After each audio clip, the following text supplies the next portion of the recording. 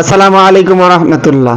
Russell viper নামে সারা বিশ্বে একটা সাপ এসেছে, যেই সাপের ছোবলে মানুষ নিমেষেই মৃত্যুবরণ করে ফেলে। রাসেল ভাইপার এই সাপের বিষধর হচ্ছে, এরা খুবই বিষধর। কাউকে ছোবল দিলে, অ্যান্টিভেনম দিলেও বাঁচার সম্ভাবনা মাত্র 20% থাকে।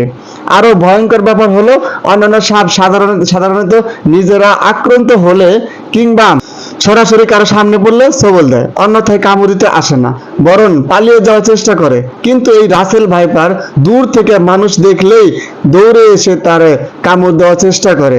অন্য সাপ একরকম বিষ ধারণ করলেও রাসেল ভাইপার বিষের একই সাথে 5 থেকে 6 ধরনের হয়ে থাকে। এরা সরাসরি বাচ্চা দেয়, 50 থেকে 80টি পর্যন্ত বাচ্চা দিতে পারে। সম্প্রতি যেমন রাজশাহী, নাটোর, পাবনা এবং মানিকগঞ্জ, মাওয়া, পদ্মার তীরবর্তী এলাকায় এই সাপের উগ্রতা বেড়েছে। তাই সরকারিভাবে যদি এই সাপ নির্ধারিত উদ্যোগ না নেওয়া হয়, তাহলে বর্ষার মৌসুমে সারা বাংলাদেশ এই সাপ ছড়িয়ে পড়ার ব্যাপক সম্ভাবনা রয়েছে।